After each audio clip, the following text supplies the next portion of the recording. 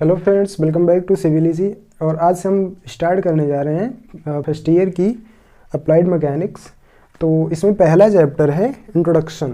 पहले चैप्टर में हमें मैकेनिक्स का इंट्रोडक्शन पढ़ना है और इसमें आपको टोटल इतने टॉपिक्स कवर करने हैं। पहला है mechanics and it's utility. Mechanics क्या होता है, उसकी उपयोगिता क्या है, वो किस प्रकार से महत्वपूर्ण है हमारी इंजीनियरिंग में, फिर चाहे वो सिविल इंजीनियरिंग हो चाहे मैकेनिकल इंजीनियरिंग। आपको हम बता दें कि ये मैकेनिक्स जो है आपकी सिविल और मैकेनिकल दो ब्रांचों के लिए हमें ये सब्जेक्ट पढ़ना है। मतलब सिविल वाले बच्चे भी इसको पढ़ सकते हैं और मैकेनिकल वाले भी इस सब्जेक्ट को पढ़ेंगे। तो सिविल और मैकेनिकल इंजीनियरिंग में मैकेनिक्स का क्या रोल है, इसी चीज़ को हम पढ़ने वाले हैं। तो पहला टॉपिक क्या होगा, मैकेनिक्स एंड इट्स यूटिलिटी। दूसरा क्या है, concept of scalar and vector quantities. Scalar मतलब होता है अदिश और वेक्टर मतलब होता है सदिश। आपने इंटर में, हाई स्कूल में सदिश और अदिश राशियाँ पढ़ी होंगी। यहाँ भी वही राशियाँ हैं, बस क्या है यहाँ पे उन चीज़ों को हम डिटेल में उनका यूज़ पढ़ेंगे कि उनको कैसे मैकेनिक्स में उनका किस प्रकार से यूज़ है। ठीक, नेक्स्ट टॉपिक होगा आपका इफेक्ट ऑफ फोर्स। अब मैकेनिक्स में हम टोटल जो एनालिसिस करने वाले हैं फोर्स के बारे में ही एनालिसिस करने वाले हैं। तो इफ़ेक्ट ऑफ फोर्स क्या प्रभाव डालता है हमारी बॉडीज़ पे, जो भी हमारे पास पिंड होंगे, जो संरचना होगी उसका मतलब उस पर फोर्स का क्या प्रभाव होता है, वो चीज़ें हमें यहाँ पे पढ़नी है। उसके बाद क्या है, टाइप्स ऑफ फोर्सेस। 3 तरह के फोर्स आपको मिलेंगे, tensile, compressive and shear force. उसके बाद कैरेक्टरिस्टिक्स पढ़नी है हमें।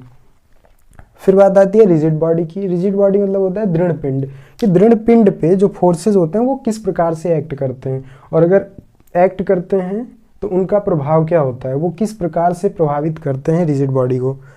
नेक्स्ट टॉपिक होगा आपका principle of physical independence of force. And last होगा आपका principle of transmissibility of force. तो टोटल हमें पहले चैप्टर में इतने टॉपिक्स कवर करने हैं, टोटल इतने टॉपिक्स को पढ़ने हैं। पहला टॉपिक है मैकेनिक्स एंड इट्स यूटिलिटी। सबसे पहले हम ये जान लेते हैं कि मैकेनिक्स क्या होता है। तो मैकेनिक्स का मतलब होता है यांत्रिकी। मैकेनिक्स को हिंदी में क्या बोलेंगे, मैकेनिक्स को बोलेंगे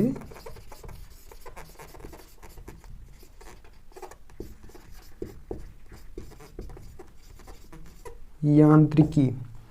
ठीक है, मैकेनिक्स होता क्या है, मैकेनिक्स का सिंपल सा मतलब होता है कि विज्ञान की वह शाखा जिसमें हम फोर्स के बिहेवियर के बारे में और उसके इफेक्ट के बारे में पढ़ते हैं। मतलब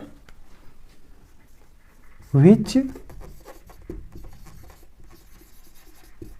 deals with the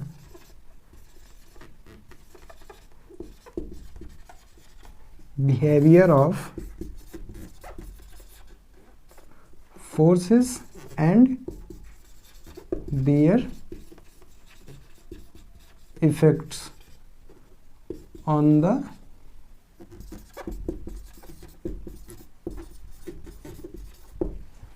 rigid body, या सिंपल सा आप बोल सकते हैं बॉडी।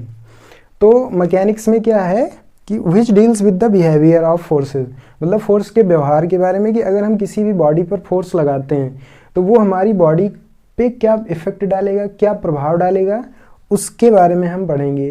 तो अगर जिस भी ब्रांच, मतलब जो शाखा होती है, जिस सब्जेक्ट में हम पढ़ते हैं उसी सब्जेक्ट को क्या बोलते हैं हम, मैकेनिक्स। आप हिंदी में अगर इसे लिखना चाहें तो विज्ञान की वह शाखा जिसमें हम बलों के व्यवहार तथा किसी पिंड पर उसके अध्ययन के बारे में पढ़ते हैं, उसे हम क्या बोलेंगे, मैकेनिक्स बोलेंगे। लेकिन आप देखेंगे तो आपके सब्जेक्ट का नाम क्या है, अप्लाइड मैकेनिक्स।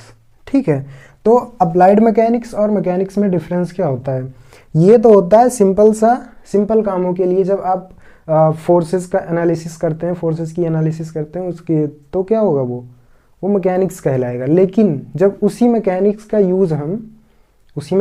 यूज़ हम कहाँ पे करेंगे, इंजीनियरिंग में करेंगे। कहाँ पे करेंगे, इंजीनियरिंग। ठीक, इंजीनियरिंग प्रॉब्लम्स को सॉल्व करने के लिए, ध्यान दीजिएगा। मतलब मैकेनिक्स का यूज जब हम करेंगे किसको, इंजीनियरिंग प्रॉब्लम्स को सॉल्व करने के लिए। अब इंजीनियरिंग प्रॉब्लम्स क्या होती हैं, जैसे आप मान लीजिए आप मैकेनिकल इंजीनियर हैं, आप किसी मोटर की डिज़ाइनिंग कर रहे हैं, तो वहाँ पे उस मोटर में आप फोर्सेस की एनालिसिस करेंगे, फोर्स का इस पे क्या इफेक्ट पड़ेगा। या फिर कोई आप मशीन बना रहे हैं, कोई इंजन बना रहे हैं, तो वहाँ भी आप देखेंगे कि इस पे किस तरह के फोर्सेस लगेंगे। अब उन्हीं फोर्सेस की एनालिसिस अगर हम करेंगे किसकी हेल्प से, मैकेनिक्स की हेल्प से, तो कहाँ पे कर रहे हैं हम, इंजीनियरिंग में कर रहे हैं, ठीक है। तो उस जगह पे हम क्या बोलेंगे, नाम ये मैकेनिक्स ना होके क्या हो जाता है, अप्लाइड मैकेनिक्स, अनुप्रयुक्त यांत्रिकी बोलते हैं, ठीक है। आई होप क्लियर हो गया होगा। यांत्रिकी और अनुप्रयुक्त यांत्रिकी में क्या डिफरेंस होता है, मतलब सिंपल सा है, फिर से सुन लीजिए कि विज्ञान की वह शाखा जिसके अंतर्गत हम बलों के व्यवहार तथा उसके प्रभाव के बारे में पढ़ते हैं, वो तो आपकी हो जाएगी यांत्रिकी। लेकिन जब उसी का इस्तेमाल हम इंजीनियरिंग प्रॉब्लम्स को सॉल्व करने में करेंगे, इस चीज़ को आप नोट डाउन कर लीजिए कि जब मैकेनिक्स का यूज़ हम इंजीनियरिंग प्रॉब्लम्स को सॉल्व करने के लिए करेंगे तो उसे हम क्या कहेंगे, अप्लाइड मैकेनिक्स कहेंगे, ठीक है। अब इसको जो क्लासिफाई किया गया है मैकेनिक्स को,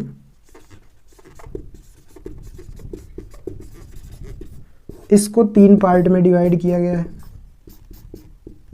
अब 3 पार्ट में डिवाइड कैसे किया गया है, 3 पार्ट में डिवाइड किया गया है कि जैसे आपने स्टेट ऑफ मैटर पढ़ा होगा, स्टेट ऑफ मैटर, द्रव्य के प्रकार, ठीक।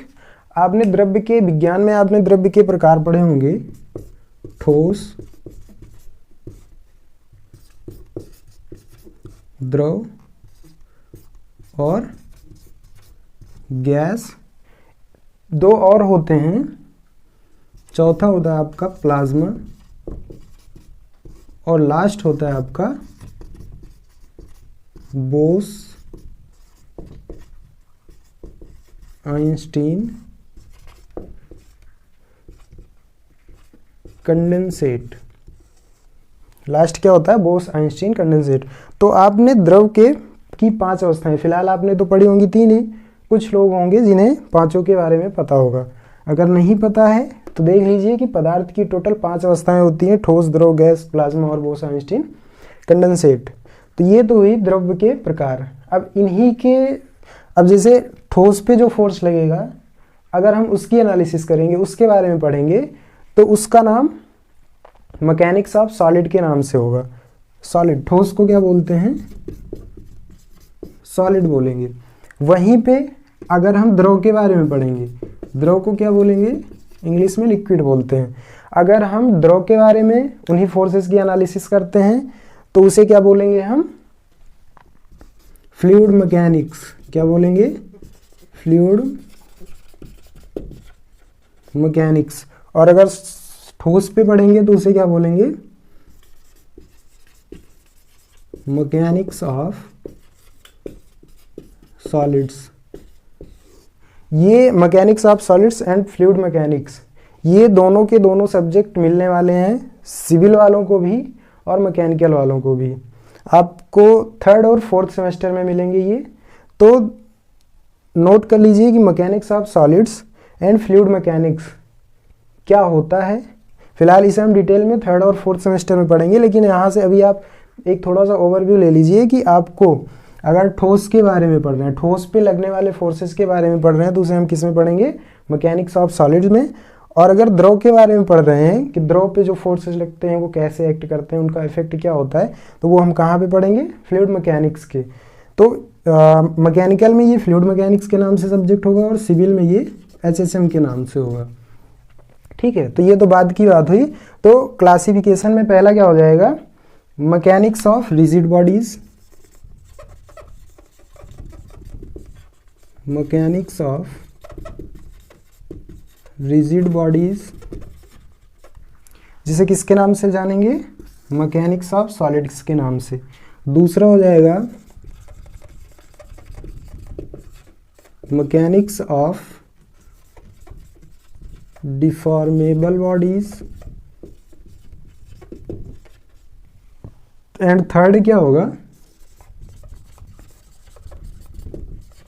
Mechanics of fluids. Mechanics of fluids को किस नाम से जानेंगे? फ्लूइड मैकेनिक्स के नाम से या फिर एचएसएम के नाम से। तो मैकेनिक्स क्या होता है, क्लियर हो गया होगा। मैकेनिक्स को 3 पार्ट में क्लासिफाई किया गया है। पहला है मैकेनिक्स ऑफ रिजिड बॉडीज, दूसरा है mechanics of deformable bodies, and third क्या है? Mechanics of fluids. देखिए पहले में मैकेनिक्स ऑफ रिजिड बॉडीज में, रिजिड बॉडी का मतलब होता है दृढ़ पिंड। रिजिड बॉडी का मतलब क्या होता है? दृढ़ पिंड। तो दृढ़ और सॉलिड में, दृढ़ पिंड में और ठोस पिंड में थोड़ा सा डिफरेंस होता है। डिफरेंस छोटा सा होता है लेकिन बहुत बड़ा डिफरेंस होता है। ध्यान दीजिएगा कि दृढ़ बॉडी ऐसी बॉडी होती है, रिजिड बॉडी ऐसी बॉडी होती है कि जिसके शेप और साइज में फोर्स लगाने के बाद कोई भी परिवर्तन ना हो। मतलब जैसे आपको एक ईंट दे दिया जाए, ठीक है, अब अगर आप ईंट पे कितना भी फोर्स लगाएंगे, अगर आप किसी मशीन के हेल्प से लगाते हैं तो आप उसे इजीली डिफॉर्म कर सकते हैं, लेकिन अगर आप खुद उस पे कोई फोर्स लगाएंगे तो उस ईंट को डिफॉर्म करना टिपिकल होगा। तो वो क्या होगा? वो रिजिड बॉडी होगी, दृढ़ पिंड होगा। यहाँ से भी अगर नहीं क्लियर हो रहा है तो सिविल वालों ने देखा होगा कि ओवर ब्रिज होते हैं, ओवर ब्रिज। तो ओवर ब्रिज पे बड़ी बड़ी ट्रकें आती हैं, बसें आती हैं, और कुछ ओवर ब्रिज होते हैं जहाँ से ट्रेन्स भी गुजरती हैं। तो क्या होता है, क्या उनकी शेप और साइज में कोई डिफरेंस आता है? तो आपका आंसर होगा नहीं आता है। क्यों नहीं आता है? क्योंकि वो दृढ़ पिंड है, वो क्या है? रिजिड बॉडी है। वहीं पे आप हमारे हाथ में मार्कर देख रहे हैं, ये क्या है? ये ठोस है, ये ठोस है। इसकी कैप अगर हम चाहें तो इसे ये फैला सकते हैं। वहीं पे और कोई प्लास्टिक की बॉडी आप लिए होंगे तो उसे आप अगर उस पर कंप्रेसिव फोर्स लगाएंगे, संपीडेबल, तो क्या होगा? वो पिचक जाएगी, दब जाएगी। देखने में ठोस रहेगी लेकिन क्या होगी? दब जाएगी। वो कैसे होगी? डिफॉर्मेबल होगी। डिफॉर्मेबल का मतलब होता है कि ऐसी बॉडी जिसकी शेप और साइज में परिवर्तन किया जा सके, जिसको डिफॉर्म किया जा सके, उसे क्या बोलेंगे हम? Deformable bodies. तो सॉलिड बॉडी और रिजिड बॉडी में आई होप आप क्लियर हो गया होगा। डिफॉर्मेबल बॉडीज को ही क्या बोलेंगे? सॉलिड बॉडीज भी बोलेंगे। क्या बोलेंगे? सॉलिड बॉडीज भी बोलेंगे। लेकिन रिजिड बॉडीज इससे बिल्कुल अलग होती हैं। रिजिड बॉडी को आप डिफॉर्म नहीं कर सकते हैं, उसमें जो डिफॉर्मेशन होता है वो क्या होता है? नेग्लिजिबल होता है, ना के बराबर होता है, नगण्य होता है। लेकिन सॉलिड बॉडीज में आप फोर्स लगाएंगे तो उसकी शेप और साइज में चेंज आ सकता है, तो वो क्या होगा? Deformable bodies. थर्ड पार्ट होता है मैकेनिक्स ऑफ फ्लूइड्स। देखिए फ्लूइड मतलब होता है तरल। फ्लूइड मतलब क्या होता है? तरल। अब तरल और द्रव में भी डिफरेंस होता है। डिफरेंस छोटे छोटे हैं लेकिन एक मायने में काफ़ी बड़े डिफरेंस भी हैं।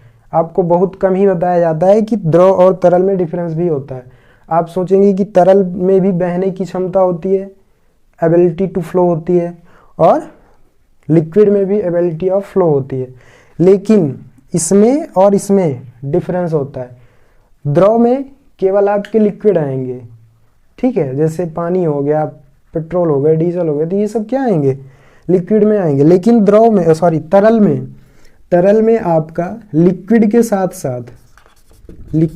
साथ साथ वेपर भी आ जाता है। ध्यान दीजिएगा, क्या आ जाएगा? वेपर मतलब होता है वाष्प।